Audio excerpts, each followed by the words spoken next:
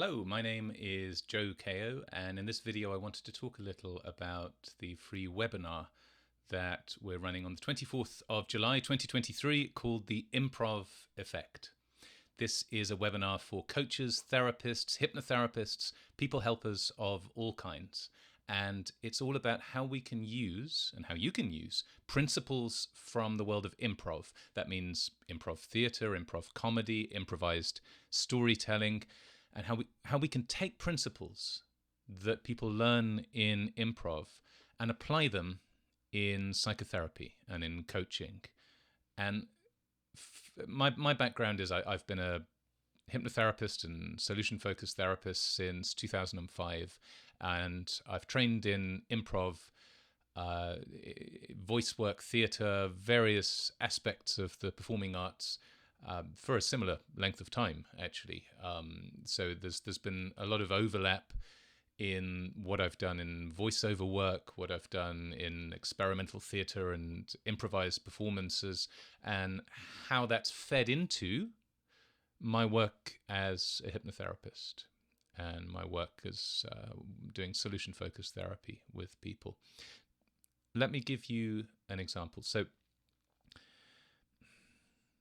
what first drew me to doing hypnotherapy in the first place is that hypnotherapy is about evoking experiences within people. It's not about intellectual abstraction and conceptualizing and chin stroking and pontificating. I mean, people try to do that a bit when they're talking about hypnosis, but the reality of working with clients, doing hypnotherapy, is about evoking experiences that are useful for them, evoking experiences that allow them to make changes, to have epiphanies, to make breakthroughs that can make all the difference in the world in supporting someone in making the kinds of changes that they want to be making.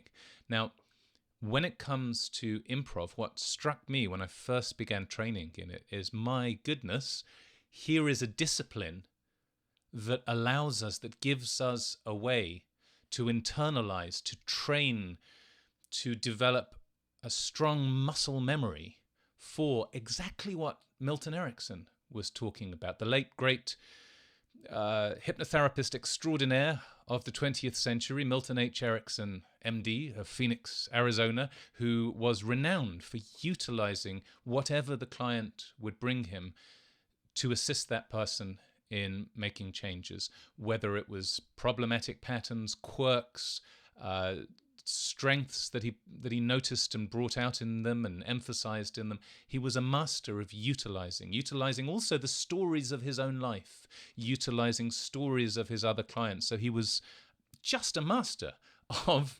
utilizing ideas that struck him, associations that came to mind, the client's facial expression, something about the way the client walked or moved, something about the turn of phrase that they used.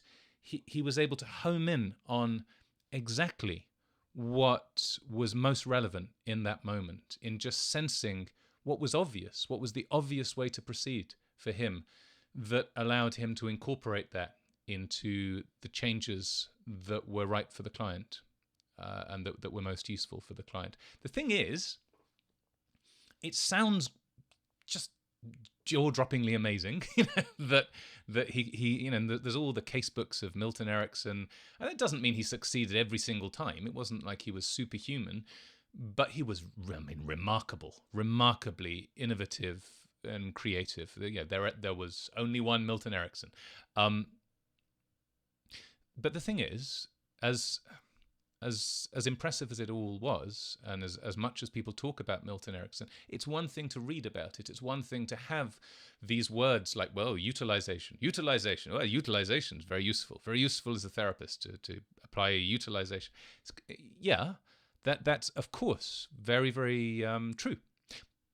But having the skill set, having it in your muscle memory, being able to get out of your head, to get out of the over-cerebral analysis and simply be present with another person, to respond to their facial expression, to a statement that they've just made, to something that stuck out, to a certain turn of phrase or metaphor that they used. Being able to be in the moment and be present when your instincts are reminding you of a story, of something that happened in your life that you could share with this client.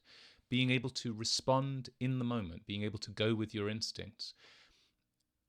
My experience of training in improv is that it gives you a way of internalizing these skills, of making them your own. There are techniques, there are exercises that improv gives you an opportunity to practice over and over until you find that when you're working one-to-one with people, you can be so much more present, you can be so much more in the moment, you can be so much more expressive, and that you're naturally able to utilize what the client says, what the client does, what your own mind reminds you of. This client is just like this other client. This reminds me of a film I saw. This reminds me of something that happened to me when I was 21. There's stories that can begin to populate your client work that you don't need to be digging out of a book of therapeutic metaphors, because your unconscious mind, we could say, the unconscious intelligence, the unconscious processing that's going on within you is supplying you with associations, with reminders, with possibilities of what the client has just said and how that reminds you of this and this reminds you of that. And this in turn allows you to work in a much more free-form, much more spontaneous way. Excuse me, frog in my throat. That makes, in my experience, makes a much bigger impact. It frees you up to discover new aspects of yourself as well. Where, early on when you were starting out, you might have felt more constrained, more restrained in how you were working with people and trying to do the right technique in the right way, following the right steps.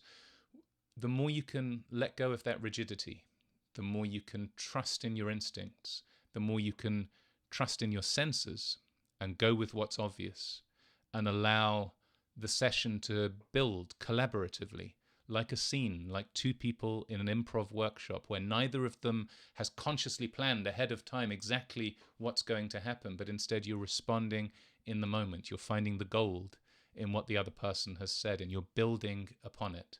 This, I think, is a remarkably useful skill set for many people in many walks of life, especially for people helpers, therapists, and coaches. That's what this webinar on Monday, the 24th of July, is going to be about. You can sign up for free. Please do check out the link below this video.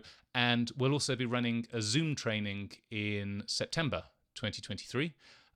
This is going to be run over 4 Sundays, where we'll be doing a deep dive into how you can master these principles and how you can bring them into your work in specific ways that can benefit you as a coach, as a therapist, in terms of how you tell stories, in terms of how you utilize what clients say and what they bring to the session, that will allow you to be much more effective in your work and in helping to make a difference in people's lives. It'd be great to see you at either the webinar or the Zoom training, or indeed both. Please do check out the links below the video. Thanks for watching, and goodbye for now.